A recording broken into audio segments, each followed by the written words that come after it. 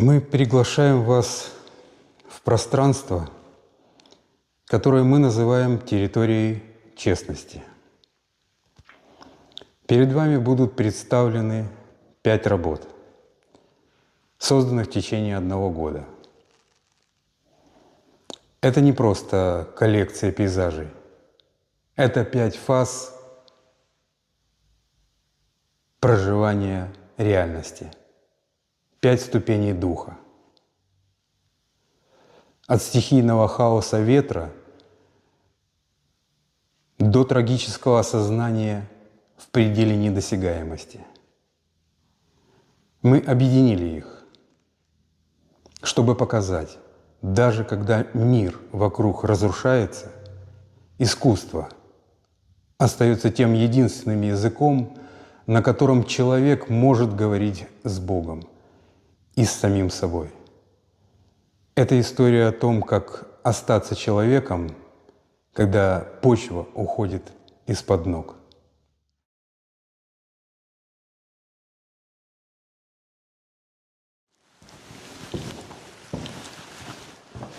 Мы стоим перед полотном, которое открывает нашу экспозицию. И первое, что мы чувствуем, это не цвет и не форму, а движение ветра. Ветер веет везде. Это название не просто констатация погодного явления. Это метафора невидимой, но всепроникающей силы, которая сегодня перекраивает карту нашего мира. Я запечатлел момент, когда природа перестает быть декорацией и становится главным действующим лицом истории.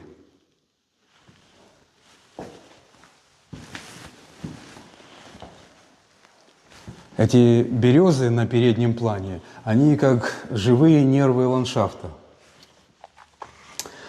вибрирующие от напряжения, которое мы все ощущаем кожей, здесь, стоя на этом берегу.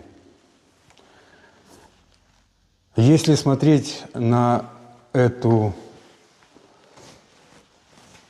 работу через призму классической философии, о которой говорил Эдмунд Бёрк, называя возвышенным,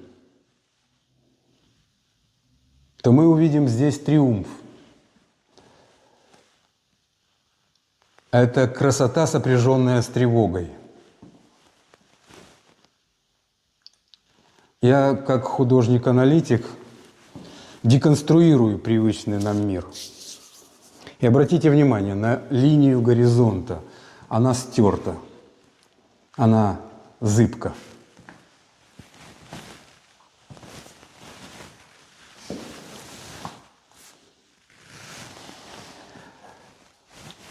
В контексте современной мысли это фиксация эпохи антропоцена. Времени, когда человеческий след становится частью геологии.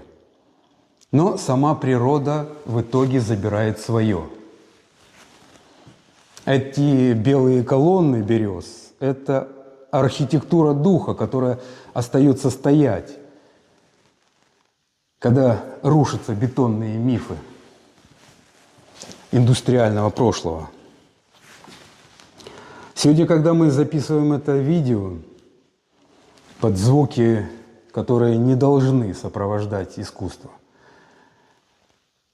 эта картина обретает пугающую актуальность.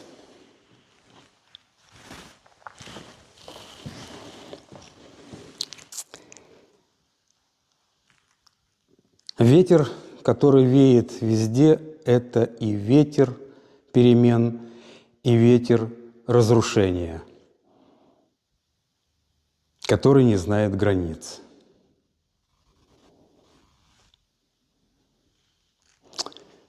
Моя живопись – это тихий, но сильный ответ хаосу. В то время как мир говорит на языке цифр и стратегий, я как художник хочу говорить на языке света и цвета.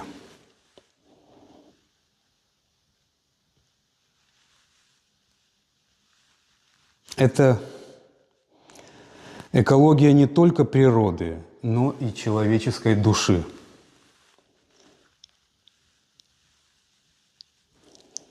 Мы сохраняем чистоту взгляда там, где небо затянуто дымом.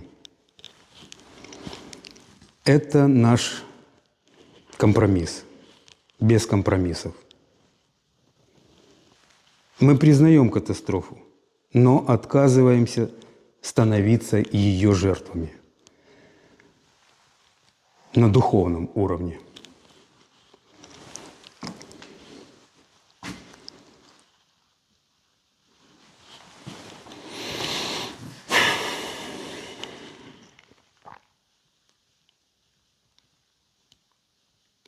Я часто говорю, что не знаю, как это произошло. Мне кажется, что это акт чисто интуитивного письма, где через меня дух, возможно, ведет мою руку.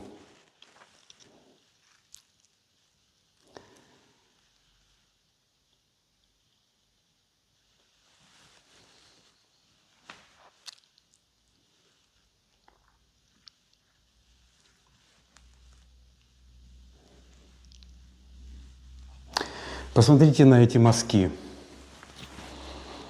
Они, я думаю, лишены суеты. Это монументальное письмо. Здесь нет мелких деталей, потому что перед лицом вечности детали не важны. Важна только общая гармония. Та самая золотая середина между хаосом и порядком.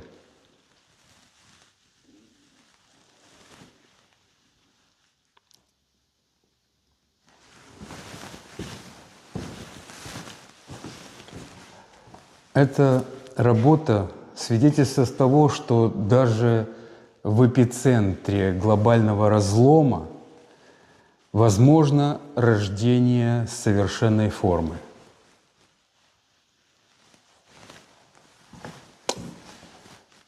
Я предлагаю вам не просто рассмотреть пейзаж. Я предлагаю вам почувствовать этот ветер. Он объединяет нас всех. И тех, кто находится в Черноморске, и тех, кто будет смотреть это видео в Тейт Модерн или МОМА, красота – это универсальный язык. Язык спасения. И эта картина – наш первый шаг по дороге, которая ведет из тьмы к свету.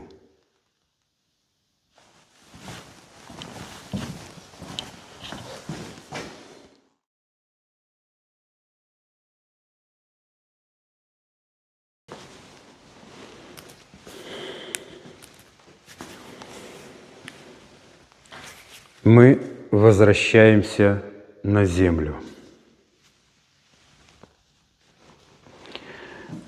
Траектория заброшенности. Это не просто дорога, это визуальный протокол того, что Мартин Хайдеггер называл Геверфенхайт. Мы заброшены в этот ландшафт, где инфраструктура смыслов потерпела крах. Глина, перемешанная с дождем, это первичная материя бытия, сопротивляющаяся любому движению. Здесь путь больше не является обещанием цели. Он становится свидетельством самого процесса выживания.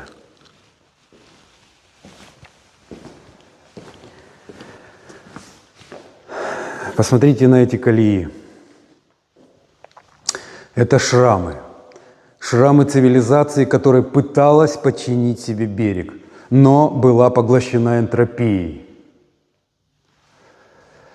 Недостроенный отель на горизонте – это скелет гуманистического проекта.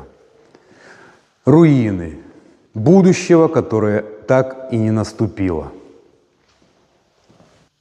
Мы видим здесь гетеротопию по Мишелю Фуко. Пространство, где время замерло в своей бессмысленной жестокости. Это эсхатология повседневности, зафиксированная мастихином в момент предельного отчаяния. В этих лужах не вода, в них отражение плачущего неба, которое вынуждено созерцать безумие земли. Когда над этим склоном пролетают ракеты, аннулируя право человека на покой, природа совершает акт покаяния. Эти белые блики в грязи – единственные точки света в мире, который потерял направление. Это алхимия скорби, превращение земной грязи в зеркало для Бога. Мы проходим по этой траектории не ради прогулки, а ради очищения через признание собственной хрупкости.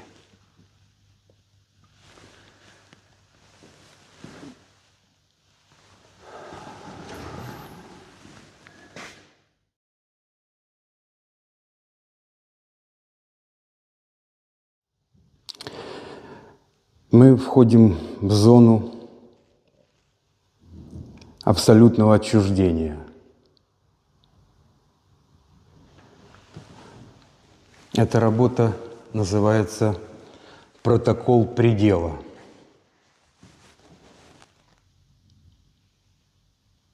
То, что обыватель принимает за пляжную инфраструктуру,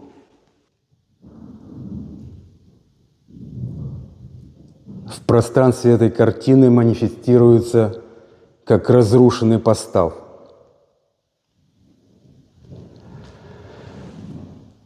Мартин Хайдеггер предупреждал о технике, которая превращает мир в покорный ресурс.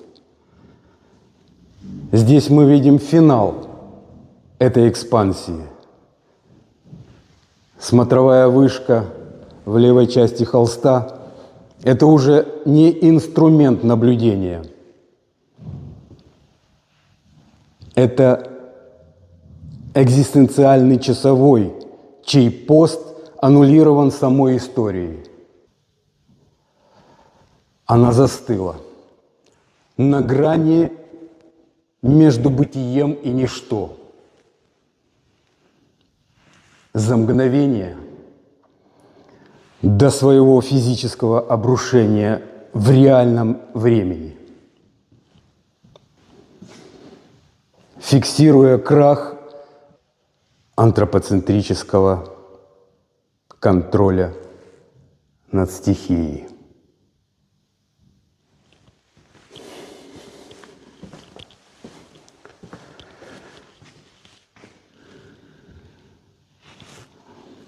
На заднем плане недостроенный массив гостиницы. Это не просто долгострой.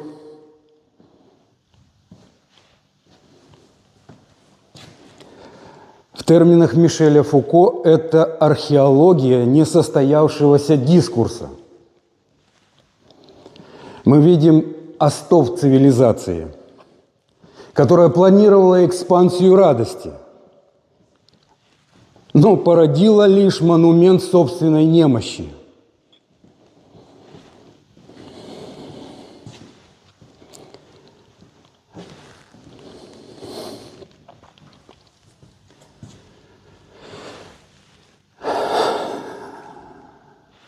Разрушающийся пандус на переднем плане.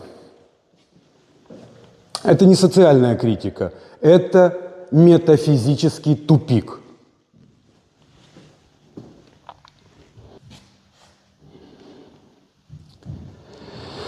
Он свидетельствует о том,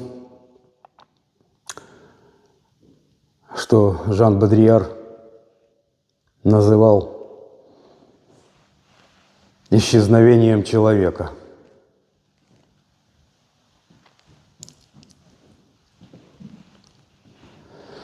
Структура, созданная для заботы, превратилась в пустую форму, в симулякр милосердия, лишенный субъекта.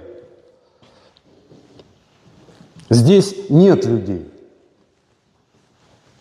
Потому что в этом пространстве человек больше не является мерой вещей.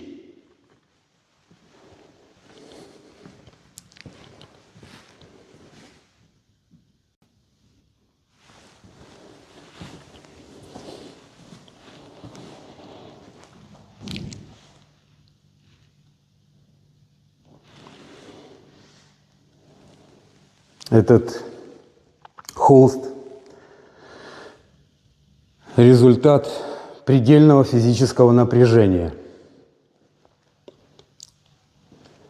Работа, написанная в состоянии, которое можно назвать творческим и экзистенциальным экшеном.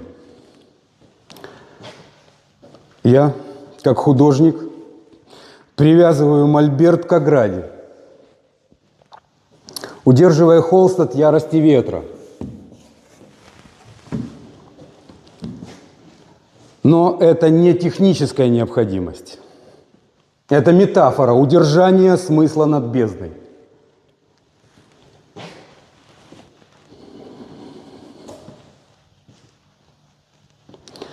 Мастихин здесь не кладет краску, он вбивает ее, формируя плоть новой реальности.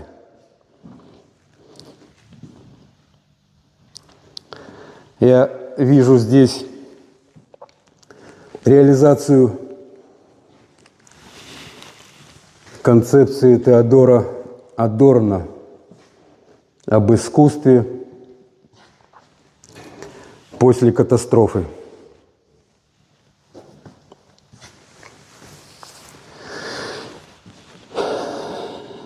Оно не может быть приятным. Оно обязано быть истинным.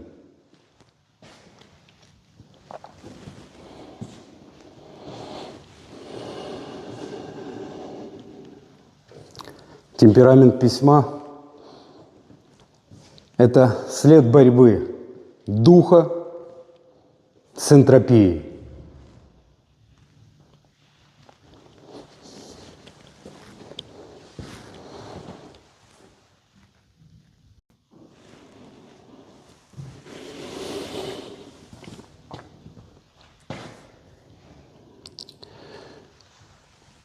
И, наконец, доминанта.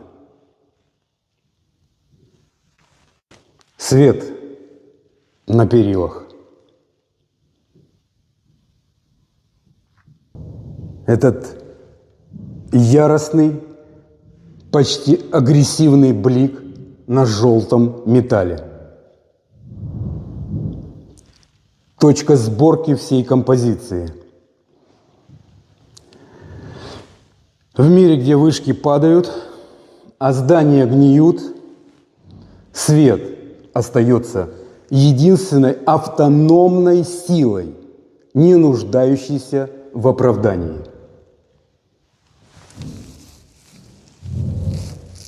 Это свет в конце истории.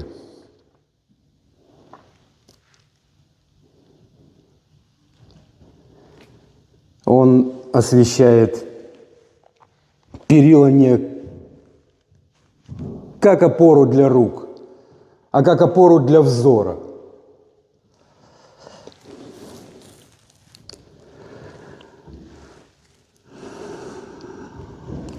Я не даю надежду зрителю на возвращение к норме. Я даю ему нечто более ценное. Ясность осознания предела. Этот блик – фиксация момента.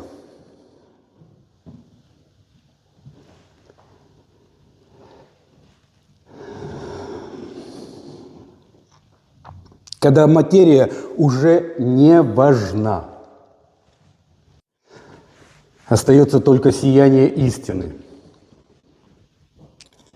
пронзающие руины человеческого тщеславия.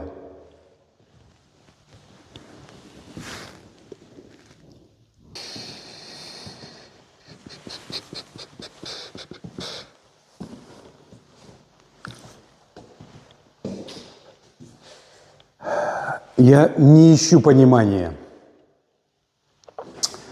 Я требую сопричастности к этому холодному свету.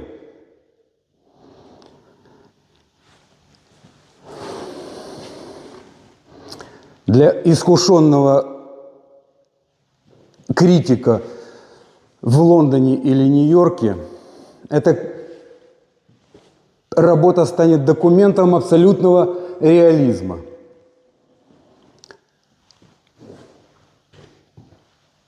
Но где реальность – это не то, что мы видим, а то, что остается, когда мы закрываем глаза.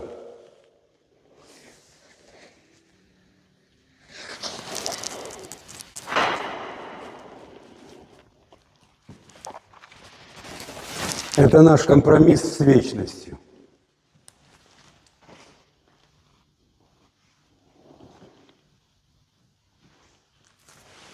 Зафиксировать распад, чтобы обрести вечный свет на ржавых перилах бытия.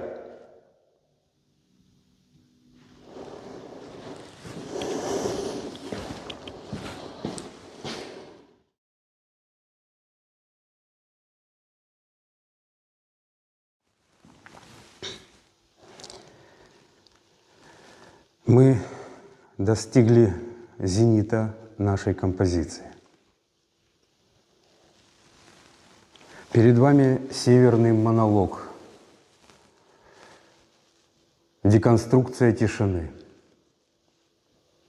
Масштаб 190 на 190 сантиметров. Но это не технический параметр, это объем вытесненного нами пространства.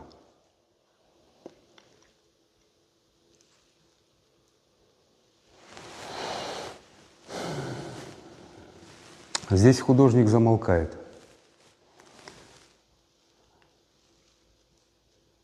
Здесь прекращается человеческий шум.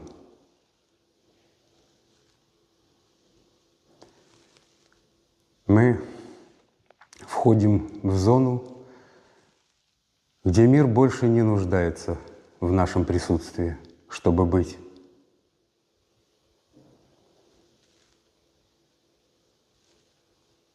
Это радикальный выход за границы антропоцентризма.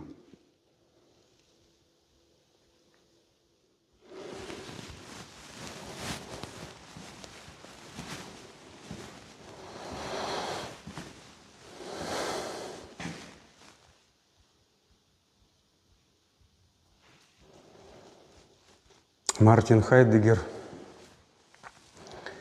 говорил об искусстве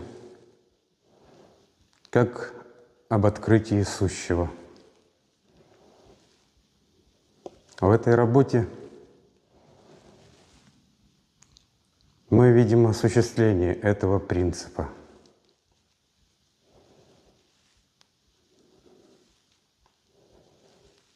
Иней, сковавший эти сосны и ели, это не климатическая декорация.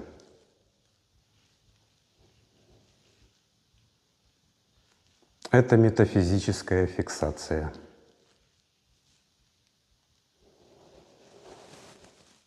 Фиксация логоса.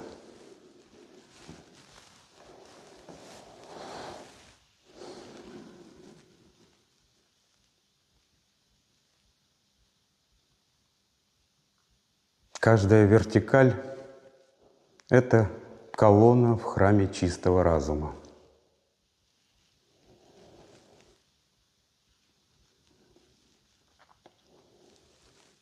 Я, как художник, деконструирую ландшафт до состояния первичной идеи. Мы видим то, что остается, когда симулякры цивилизации осыпаются прахом.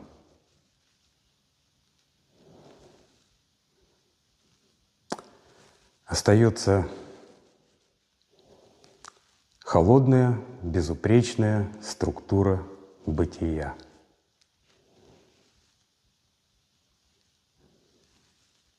Это и есть просвет. Момент, когда истина проступает сквозь материю без нашего разрешения.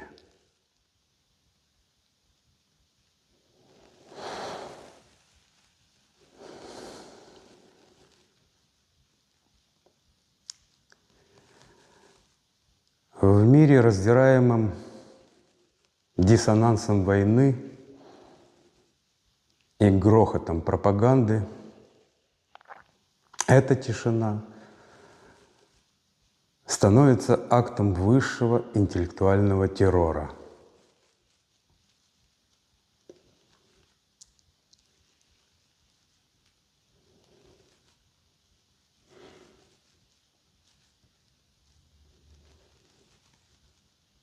Я противопоставляю хаосу порядок, а суете вечность.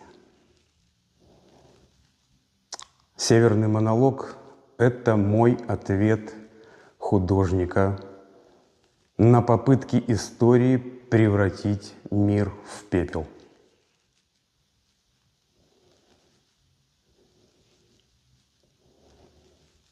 Вы можете разрушить здание, но вы не можете разрушить тишину иния. Это наша духовная крепость.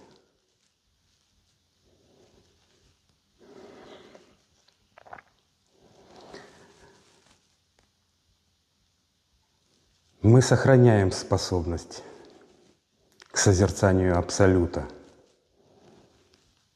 в то время, когда горизонт затянут дымом.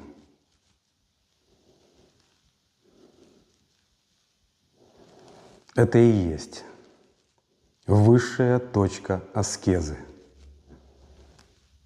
Отказ от малого ради великого.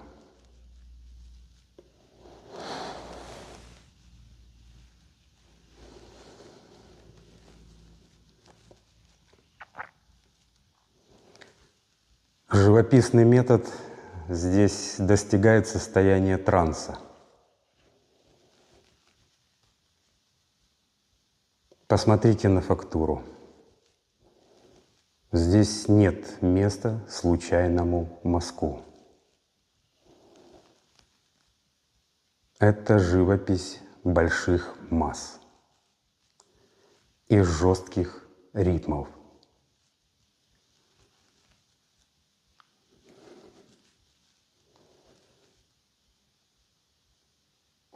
Художник здесь выступает как медиум,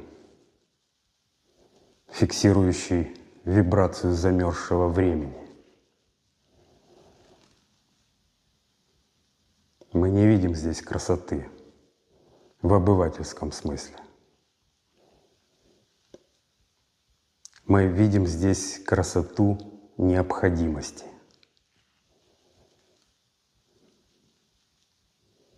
Это живопись, которая не заигрывает со зрителем, а требует от него дисциплины ума.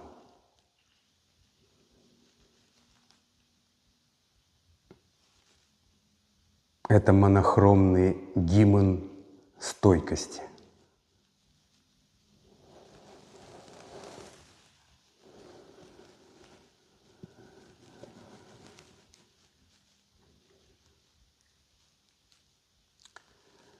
Я приглашаю вас не просто смотреть на этот холст. Я приглашаю вас войти в эту деконструкцию тишины.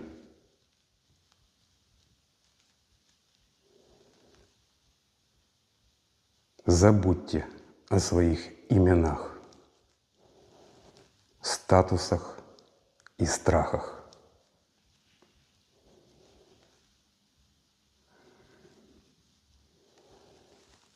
Здесь, перед этим монологом Земли, мы лишь временные свидетели вечного процесса.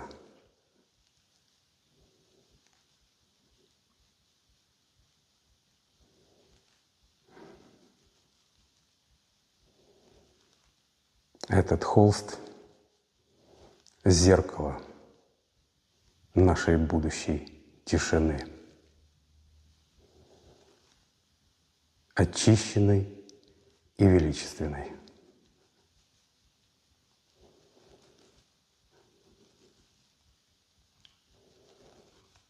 Мы стоим перед лицом вечности. И все, что нам остается, это соответствовать ее масштабу.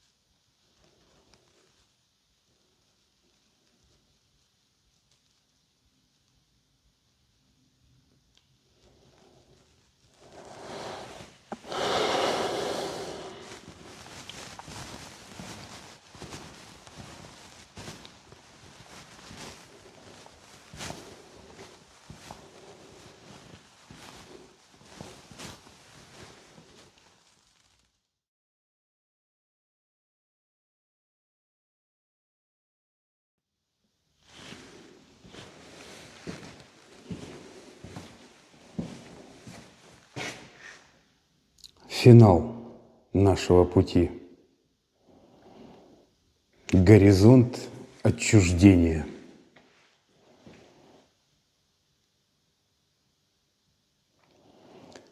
Здесь мы подводим черту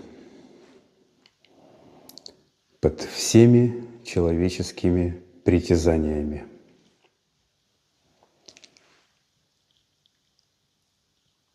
Яхта, вмерзшая в лед на горизонте. Это не символ роскоши. Это символ парализованной воли.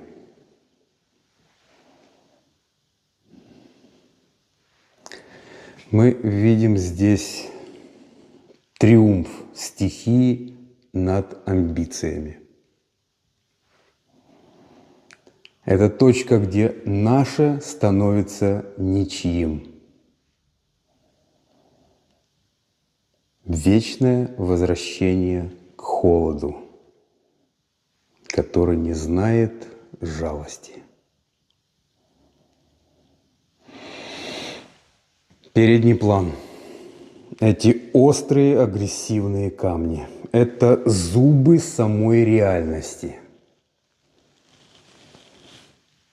Я выстроил этот визуальный барьер, чтобы подчеркнуть, прохода нет. Мы – вечные свидетели собственной недосягаемости.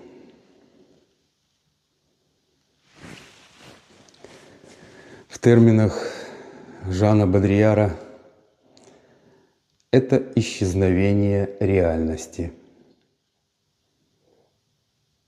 То, что мы видим, уже нам не принадлежит. Мы находимся в безопасности берега, но эта безопасность – лишь форма изгнания.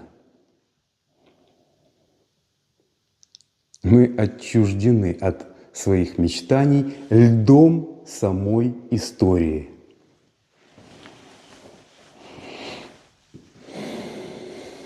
Этот горизонт – это приговор любой сентиментальности. Мы завершаем наше исследование не триумфом, а осознанием предела. Но именно в этой жесткой честности заключается наше единственное спасение.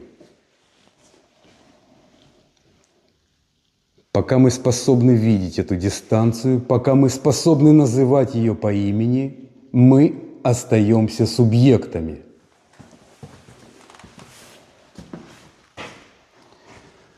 Наш фильм – это не поиск ответов. Это протокол нашего присутствия в точке разлома. Мы свидетельствовали, мы выстояли.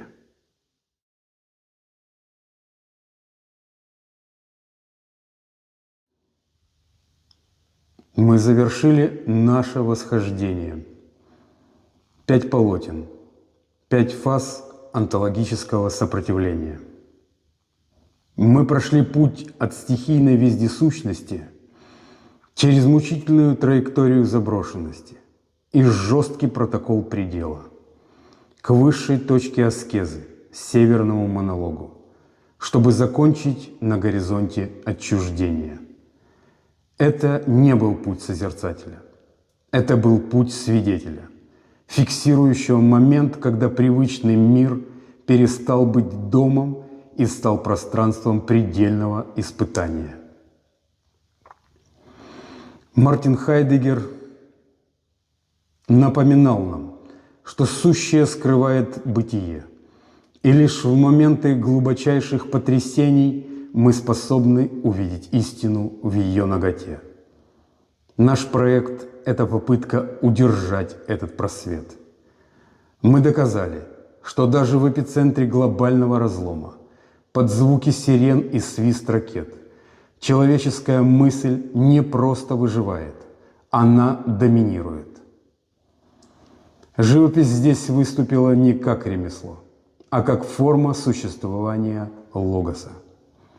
Мы не просто рисовали пейзажи, мы деконструировали саму ткань реальности, чтобы найти в ней точки опоры, не подвластные энтропии. Этот фильм – наше послание за пределы локальной трагедии. Мы обращаемся к кураторам, философам и искателям смыслов в Лондоне, Нью-Йорке и Париже, а также за их пределами. Наш опыт универсален. Мы утверждаем, искусство – это единственный язык, способный переработать ужас в структуру, а боль в сияние. Мы не просим сочувствия, мы требуем интеллектуального соучастия. Посмотрите на эти рамы. Они удерживают смысл там, где все остальное распадается. Это наш компромисс без компромиссов. Мераб Мамардашвили говорил, что человек – это усилие быть человеком. Наш фильм – это отчет об этом усилии. Мы зафиксировали состояние духа в 2026 году в точке, где история сошлась с вечностью. Больше слов не будет. Остается только живопись, тишина музея и ваш собственный взгляд в бездну, которая, мы надеемся, теперь освещена нашим общим светом на перилах бытия. Сеанс присутствия завершен. Мы продолжаем стоять на посту.